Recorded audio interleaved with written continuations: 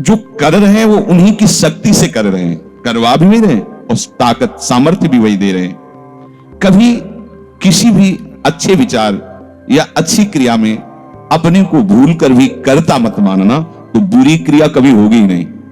बात पकड़ो, यदि अच्छी क्रियाओं के कर्ता आप बनोगे तो बुरी क्रियाओं से बच नहीं सकते। अगर अच्छी क्रियाओं को देख रहे हो कि प्रभु करा रहे, तो बुरी क्रियाओं का संकल्प ही नहीं उदय होगा। अहम गलित हो गया तो अहम में ही तो सारे विकार रहते हैं। हर समय प्रभु के सामने कृतज्ञ रहो। कितनी कृपा, क्या हमसे लेना है आपको, आप तो पूर्ण काम हो, हमें इतना दुलार कर रहे हो। बलिहारी प्रभु, वो बार बार मन उनके चरणों में लूटता रहता है। प्रभु का विधान सर्वज्ञता से पास हुआ है। वो खूब आगे की, पीछे की, मध्य की सब बात सोच करके उन्होंने आपके लिए विधान किया है। पहले से उन्होंने आपका उस समय मंगल विधान सुनिश्चित कर दिया है। कैसी भी परिस्थिति हो, कभी ऊबना मत, घबराना मत, अधीर मत होना और अपने भगवत विश्वास में कमी मत आने देना। कैसी भी परिस्थिति हो, यह जरूरी है। उबना मत। बहुत हो गया कष्ट सहते सहते, कितना सहूं नहीं। ये अगर ऐसा आ रहा है तो भी आप भगवद आश्रित नहीं हुए। नहीं, ऐसा आ ही नहीं सकता। बड़ा आनंद आता है, कष्ट में बड़ा आनंद आता है। पूरा का पूरा मन, इंद्रियां केवल प्रभु में होती है, क्योंकि कष्ट में कोई विषय की इच्छा तो होती नहीं किसी को भी। भारी पीड़ा है तो सब उसी में होती। जिसने अभ्यास किया है भगवत चिंतन का, आश्रय प्रभु का, तो कष्ट में भाग के कहां जाएगा, उसी में तो एकदम तन्मय हो जाता है मन इंद्रिया। आज जो आप भागवती का अभ्यास करते हो तो आपको पूर्वाभ्यास परेशान करता है ना, विषय चिंतन। और जिसने पूर्व में खूब भजन किया है तो आज विषयों के बीच में भी हो तो उसका भजन कैसे रुक जाएगा। सोचो जरा, आज आप खूब भजन की चेष्टा कर रहे हो पर पूर्वाभ्यास आपको विघ्न पहुंचा रहा है ना। ऐसे ही यदि आपने भजन का अभ्यास किया तो वर्तमान में कैसी भी दुखद विषयमयी कैसी भी परिस्थिति हो, वो कैसे रुक जाएगा। जब असद अभ्यास सत अभ्यास के बीच में प्रकट हो रहा है तो सत अभ्यास असत की सत्ता कैसे रहने देगा। इसीलिए जो भजन परायण जन होते, भारी से भारी विषम परिस्थिति में भी हर समय भजन करना नहीं होता, भजन नृत्य करता है, वो निहाल हो जाता है। सुख किसे कहते तब आप जानेंगे, सुख का परिचय तब आप जानेंगे जब इतना भरोसा हो कि कैसी भी परिस्थिति हो, उबना नहीं, घबराना नहीं, अधीर मत होना और विश्वास में कमी मत आने देना। कब तक भोगूं, कब तक। ऐसे लोग हैं वो दंडता करते हैं, पाप करते हैं, उनको बुखार भी नहीं होता। भजन में लगे लोगों को देखो कितना कष्ट। ये क्या है प्रभु, कम से कम उनका शरीर स्वस्थ रखो तो आपका यश गा रहे भजन। उनका विधान सर्वज्ञता से भरा हुआ है। तुम अल्पज्ञ हो, तुम वर्तमान की बात सोच रहे हो। वो तीनों कालों को देखकर निर्णय करके परिस्थिति दिया, इसलिए मस्त रहो। उनके भरोसे पर कभी कई बार चर्चा की है प्रताप राय जी की। बचपन से भजन परायण थे, ईश्वर संपन्न घर था, भाई बहन सब खूब। कुछ दिनों बाद माता पिता पधार गए, पूरा अधिकार। ऐसे भजन में डूबे रहते कि उनका व्यापार था कि जैसे कोई धन लेने के लिए आया तो उसके लिए कुछ गिरवी रखना होता था, आभूषण आदि, और जितनी आवश्यकता है आप धन ले जाइए और जब धन मिल जाए तो ब्याज सहित उसमें रख जाना और अपना सामान ले जाना। एक बक्सा रखा रहता था और वो आप माला लिए हर समय भजन करते रहे। बड़े वास्तविक आंतरिक वृत्ति से प्रभु में लगे थे। पर उनकी कुल परंपरा का यह व्यापार था। जैसे सदन जी की कुल परंपरा, तो कुछ गृहस्थ ऐसे महापुरुष जो अपने, भगवान भी कहते पर धर्मो भयावहा सुधर्मो निधनो श्रेया, पर धर्म, वो जो वहां का काजी था उसने देखा कि बिना किसी प्रयत्न के बड़ा आनंद इनके चल रहा है। तो जलन होती, जो भगवत विरोधी जन, विमुख जन होते हैं तो जलन होती है। इसको दूसरे रूप में हम कह सकते हैं कि प्रभु अब उनके भजन का फल देना चाहते थे। दोनों बातें, परिणाम जान गए हैं इसलिए हम कह रहे हैं प्रभु उनके भजन का फल देना चाहते थे, और वो वर्तमान से देखो तो वो द्रोही थे, भगवत द्रोही जन। 3 लोगों ने काजी से मिलकर कहा बड़ा सुख लूट रहा है, हम जाके देखा है, बढ़िया काम बन जाए। वो देखता भी नहीं कि बक्से में क्या रखा गया। तो कुछ कंकड़ ऐसे झोली में, पहले थैली टाइप की झोली होती, गए प्रणाम किया और कहा हमें 10,000 रुपए की आवश्यकता है, यहां लिखो उसका तारीख दिन, और चेक भी नहीं कर। वो इतने विश्वास परायण भक्त थे, अभी तक ऐसा कुछ हुआ भी नहीं था। 10,000 रुपए, थोड़ी देर में दूसरा आ गया, थोड़ी देर में तीसरा आ गया, धन था, दे दिया। 2-3 दिन बाद एक आया, 10,000 का ब्याज, 10,000 रुपए उनका, अपनी जहां रखा हो निकाल लीजिए। थैली निकाली और 2500 लोगों को पहले से काजी ने वहां भेज रखा था, सबके सामने डाला। देखो कितना पाखंडी है, हमारी सोने की सब जो आभूषण थे सब हटा के देखो इसमें पत्थर रख दिया। और वो पहले दूसरा आ गया, प्रताप राय जी आपसे ये 10,000 रुपए, ये आपका ब्याज का पैसा। अरे हाँ मेरे भी स्वर्ण, तीसरा है। फिर अब तो जितने गांव वाले थे जो श्रद्धा करते थे कि भक्त है, बड़ा उनका सम्मान था, सब उनके मुंह पे निंदा करने लगे। तिलक लगाए बैठे हो, कंठी बांधे हो, नाम जप करते, तुम्हें शर्म नहीं आती? तभी हम लोग सोचते थे कि कुछ करते हो रहे हो, इतना माला माल हो रहे हो, ऐसी बेईमानी तुम करते हो। काजी आ गया, उसने कहा तुम रिपोर्ट लिखाओ। रिपोर्ट लिखाई गई, बादशाह के पास रिपोर्ट पहुंचा गई। उन्होंने कहा ऐसे पाखंडी को बंदी बना लिया जाए, सारी संपत्ति जब्त कर ली जाए।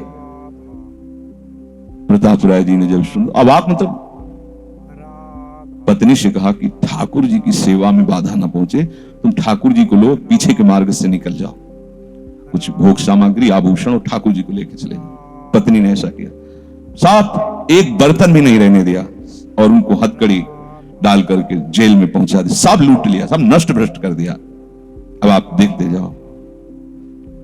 जब वहां पहुंचे तो जो विरोधी जन थे तो उन्होंने कहा कि ठाकुर के बहुत से आभूषण, बड़ी महंगी मूर्ति इनकी ठाकुर की, इनकी पत्नी, उसको तो आपने बंदी नहीं बनाया। सरकारी सैनिकों ने खोज की तो अपने मायके चले गए थे, वहां से उनको बंदी बनाया, ठाकुर जी को ला करके जहां धन का स्टॉक था वहां रख दिया, आभूषण सब उनके, दोनों को एक जगह हथकड़ी बेड़ी डाल के वो ठाकुर जी से एकांत में जेल में कहने लगे कि ये सब लीला तो हमें बर्दाश्त है, लेकिन आप जो हमारे प्राणनाथ हैं, आपको बंद कर दिया गया, भोग नहीं लगेगा, आरती नहीं होगी, आपको शयन नहीं करे, ये हमसे बर्दाश्त नहीं होता। प्राण हमारे ले लो, हम आपकी सेवा के बिना नहीं रह सकते। मुझे ये जो कुछ किया इस तो बर्दाश्त है, पर आप हमारे पास नहीं, आपकी सेवा नहीं, और जीवन भर कुल परंपरा से आपकी सेवा होती, नाथ ये मुझसे बर्दाश्त नहीं होता। विकल होकर के रोए, तो वहीं गलबैया दिए प्रिया प्रीतम जेल में ही प्रकट हो गए, निहाल कर दिया। आगे जो बड़ा चरित्र है, हम ये बताना चाहते हैं कि देखने में तो हमें लगा कि देखो ऐसे महान भक्त के जीवन में कैसी परिस्थिति आई, पर परिणाम देखकर हम ये कह सकते हैं कि ये फल वृत्ति आई, पूरे जीवन के भजन का फल, कि सच्चिदानंद प्रभु का साक्षात दर्शन, साक्षात ऐसी महान स्थिति आगे उनकी वर्णन है। यह कह रहे कि ऊबो मत, घबराओ मत, अधीर मत हो, विश्वास में कमी मत होने दो। अब प्रभु ने क्या देखा कि इसे ना संपत्ति के हरण का दुख है और ना इसे किसी सम्मान नष्ट का, पूरे जीवन भर सम्मानित रहे, गांव के सब भगत जी हैं, सब मिटिया मेट हो गया, इस बात का कोई दुख नहीं, केवल मेरी सेवा का सुख। आगे चरित्र में आता है फिर उन्होंने जो लीला की कि बादशाह चरणों में झुका, पूरी समाज के सामने उन तीनों ने स्वीकार किया, मैंने कपट किया, फिर जय जयकार। ये तो उनके 1 मिनट का काम होता है, ये उनका तिनके को ब्रह्मा बना देना, ब्रह्मा को तिनका बना देना, ये उनका तो खिलवाड़ होता है। इसलिए कभी विश्वास कम मत करना, क्योंकि ऐसी परिस्थिति आ सकती है कि आपको लगेगा कि अगर भगवान होता, मान लो वहीं थोड़ा सा नकारात्मक सोच कर ली जाए कि ऐसा क्या, जीवन भर आपसे प्यार करके भजन, इतनी भारी बेइज्जती, ऐसा ऐसा। भक्त अगर ऐसा चिंतन करता तो शरणागति नहीं, क्योंकि शरणागति में विपरीत चिंतन की जगह नहीं होती, शरणागति में संशय नहीं होता। उसकी कृपा के असंख्य रूप हैं। वो आवश्यकता अनुसार जब जहां जैसे चाहेगी वैसा रूप रख लेगी। और आप शरणागत हैं तो आपके लिए अब कृपा के सिवा कोई दूसरा होगा नहीं। बैठा लिए हृदय में, आप प्रभु के शरणागत हैं, अब आप पर कृपा ही कृपा होगी। पर लिखा हो कि कृपा असंख्य रूप धारण कर सकती है, कोई भी रूप उसका हो सकता है। अब आदर करना, अब आपके जीवन में केवल कृपा होगी। शरणागत है पर उसका आदर करना। प्रभु के कृपा में, विधान में जो संदेह कर बैठता है, विरुद्ध चिंतन कर लेता है, तो उसको कृपा छोड़ती नहीं है। उसके लिए कृपा भयानक रूप धारण करती है और घेर करके उसको कृपा सिंधु से मिला देती है। और जो हृदय की निर्मलता से, विश्वास से, प्रेम पूर्वक सराहता रहता है, वाह अपना मानकर दंड दिया, बहुत अच्छा किया आपने, जो जो किया ना बहुत अच्छा किया प्रभु। अब लगता है कि आपने मुझे स्वीकार कर लिया, क्योंकि आप कुछ भी करने में अब हिचकते नहीं है, हमसे पूछने की जरूरत नहीं है, आप जो जो कर रहे बहुत। उसके लिए कृपा बहुत मृदु और शांत होकर प्रकाश रूप से उदित होती है और प्रभु के पास पहुंचा देती है। कृपा बख्शेगी नहीं। आप शरणागत हो, अगर ज्यादा चतुराई करोगे तो भयानक रूप धारण कर लेगी। अब तुम्हें जाना ही है प्रभु के पास, अगर सुलझोगे तो शांत सौम्य होते हुए आपको पहुंचा देगी। तुम विश्वास करो, इसी विश्वास से तुम्हें भगवत दृष्टि प्राप्त होने वाली है।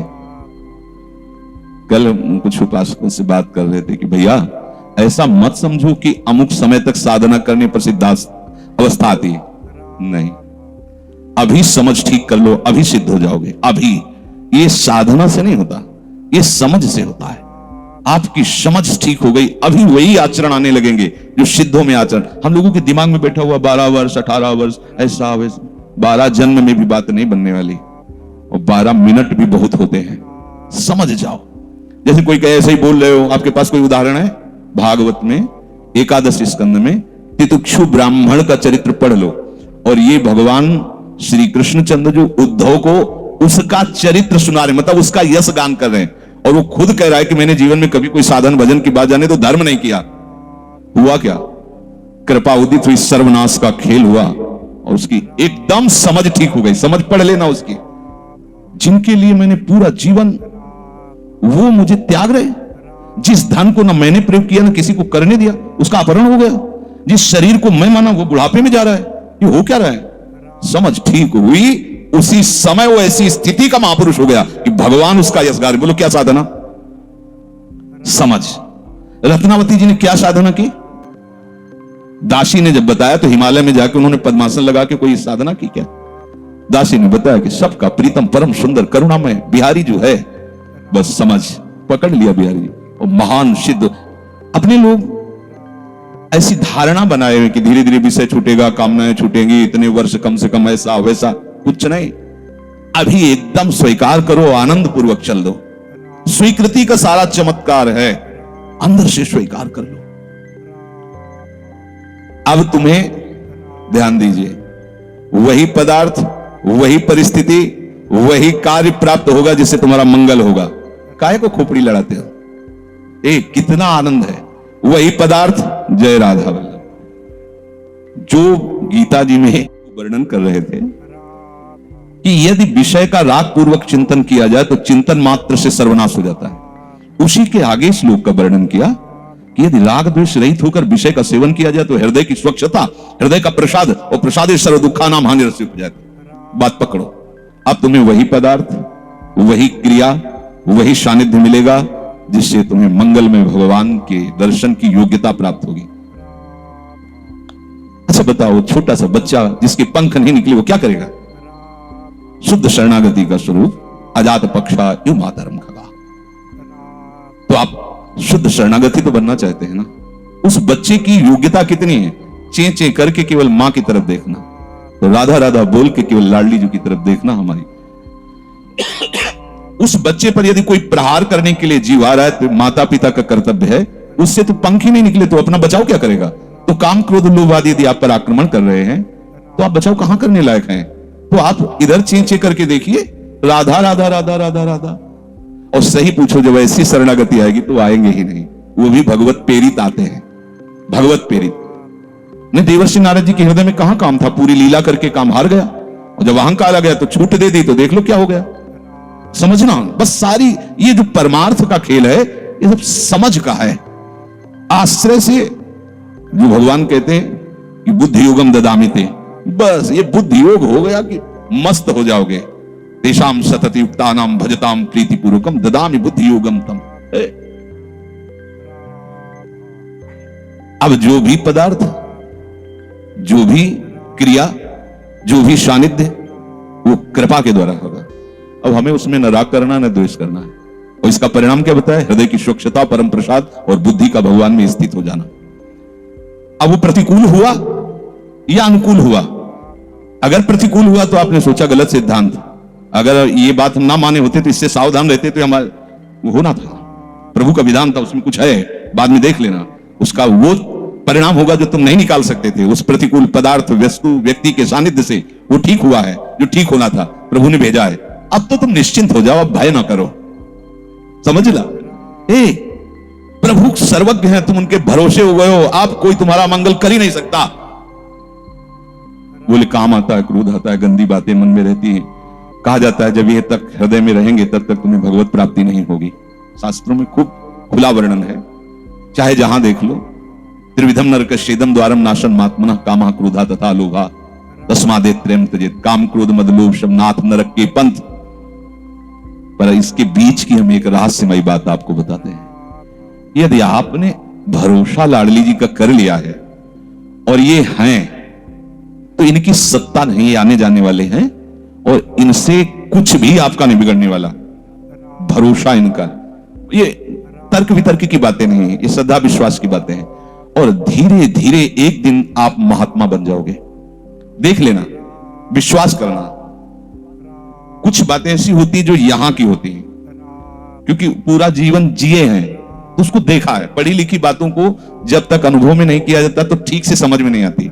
अब जैसे ये बात केवल समझ में आ जाए कि निर्विकार हृदय ही भगवत प्राप्ति की योग्यता, बढ़िया बढ़िया शब्द है, लेकिन जीवन में देखा है कि इसमें विकार रहे हैं। जीवन में देखा है इसमें बहुत सी घृणित बातें रही, और कसर रखा नहीं साधन में, भजन में, साधन में, उपासना में, गुरु कृपा से छूट नहीं दी। जीवन हो गया 5 मिनट भी इसको छूट नहीं दी। हर समय जैसे दुश्मन पर सवार रहे। देखो बीमार हैं, बुखार, ये दुनिया का सब नाट, छूट नहीं। अगर थोड़ी भी सांस है, चलने की हिम्मत है तो चलेंगे। ऐसा नहीं कि बीमार हूं पड़ा, नहीं, हिम्मत है तो बैठेंगे, चिंतन सब। पर विकार देखा है, काम भी देखा है, क्रोध भी देखा है, 20 वर्ष बाद भी ममता को भी देखा है। अब हम क्या करें, निराश होकर बैठ जाएं क्या? नहीं। तो भगवत प्राप्ति तो होगी नहीं, 20 वर्ष से चलते रहे, ममता भी देखा पीछे, काम भी देखा, क्रोध। अब क्या करें? बिल्कुल निराश मत होना। ये वो विधान चल रहा है जो आपको सच्ची शरणागति में पहुंचाएगा, पक्का, बिल्कुल। ये अनुभव की बात कह रहा हूं, इसमें कोई क्यों में करने की जरूरत नहीं। आपको निश्चित भगवत प्राप्ति होगी। काम, क्रोध ये स्फुरित होते रहे तो भी आपको निश्चित भगवत प्राप्ति होगी, क्योंकि आपने आश्रय लिया है लाडली लाल का। इस पर किसी का तर्क नहीं चलेगा। जैसे कोई कहे, तुम्हारे कहने से होता है, पता नहीं तुम्हारी छाती का अनुभव गलत हो, तो ठीक वैसे ही विषयों का सेवन करने वाला सुग्रीव, ठीक वैसे ही मदांध बाली, वो नहीं जानता भगवान को। भगवान सुग्रीव नहीं जानता। हनुमान जी कहते हैं कि महापराक्रमी चक्रवर्ती सम्राट महाराज दशरथ जी के पुत्र भगवान श्री राम हैं। इनसे मित्रता कर लो तो तुम बाली के भय से क्या, कोई भी तुम्हें भयभीत नहीं, काल भी भयभीत नहीं कर सकता। हनुमान जी पर विशेष श्रद्धा और विश्वास सुग्रीव का था, बहुत प्रीत है। एक तरह से उनके मंत्री हित, जैसा वो आदेश करते तो वैसा। एक भक्त पर विशेष श्रद्धा ने प्रभु से मित्रता करवाई, सामने अग्नि को साक्षी करके। ये इसके सुग्रीव के लिए नहीं, अग्नि को साक्षी करवाया भगवान के लिए कि आप निर्वाह करना। हनुमान जी बहुत भक्त चतुर होता है। फिर भी वो कह रहा कि मार देंगे बाली को। हनुमान जी कैसी बात करते हो, उन पर संशय करते हो? बोले नहीं, अगर ये हमारा संशय मिटा दे तो मैं भय रहित हो जाऊं। क्या? ये ताड़ के वृक्ष हैं, एक बाण में ही एक दुंदुभी राक्षस जो क्या था उसकी अस्थियां और ताड़ को बेच दें तो मैं मान लूंगा कि बाली को मार सकते हैं। भगवान का अमोघ बाण, हा मेरे प्रीतम, ये भक्ति है। एक महान भागवत शरणागत करवा रहा, एक महान भागवत, लेकिन वो अपनी हर बात में प्रभु को जब खरा देख लेता है, वो अपना कहीं खरा नहीं है। आप देखते जाओ, भगवान ने बाली का उद्धार किया। जब प्रभु का तीर उसके हृदय में धसा हुआ है, प्रभु को देखा तो हृदय प्रीति मुख वचन कठोरा। भगवान की तरफ देखकर हृदय में तो अपार प्रीति का हो भाग्य, हो भाग्य। क्योंकि चलते समय उसकी पत्नी ने बता दिया था होश में, जो भगवान है वही है, दूसरा नहीं। उनका भगवान समदर्शी, मेरे से बैर क्यों करेंगे? कोई सुग्रीव इतना बड़ा भगत तो है नहीं, बचपन से जानने, दोनों भाई हैं, दोनों एक जैसे, तो मैं बैरी हूं और वो प्यारा हो, ऐसा क्यों हो सकता है? वो तो समदर्शी। जब भगवान ने बाण मारा तो यही प्रश्न किया, बोला चितई राम की ओर, हृदय प्रीति मुख वचन कठोरा, बोला चितई मैं बैरी सुग्रीव प्यारा, कारण कवन। शब्द देखो, नाथ में मारा, मैं भी तो आपका हूं। नाथ शब्द दासत्व से, मैं भी तो आपका हूं, प्रभु मुझे मारा और इसको आपने प्यार किया, क्या खास बात थी? तो भगवान ने यही बताया कि तुमने सुन रखा था कि मेरी शरण में आ गया है, बस। अब आप देखो क्या नहीं है सुग्रीव के पास। और आगे उसी चरित्र के सर्वज्ञ लेखक गोस्वामी श्री तुलसीदास जी लिखते हैं कि जेहि अग बधेउ व्याध जिमि बाली, सोई सुकंठ पुनि कीन कुचाली। कुचाली शब्द वही कुचाल की। इसकी व्याख्या नहीं करनी है, केवल समझना है।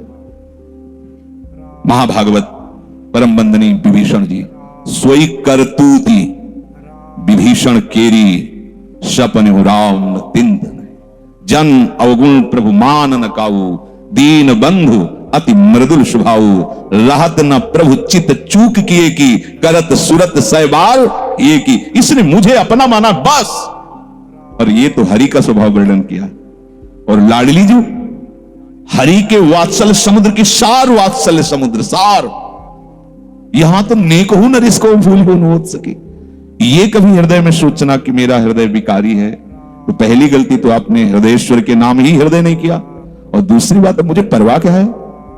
जब उन्होंने कहा मैं तुम्हें पास कर दूंगा तो मुझे परेशानी क्या है? ककारा भी लिखना नहीं आता, उन्होंने अच्छे से नंबर ऊपर रख दिए तो हमारा काम बन गया। तो हमें अपनी शरणागति पर कभी अविश्वास नहीं करना। हमें अपनी स्थिति को देखकर कभी अपने प्रभु पर प्रश्नवाचक चिन्ह नहीं लगाना, तो इसका परिणाम होगा भगवत प्राप्ति।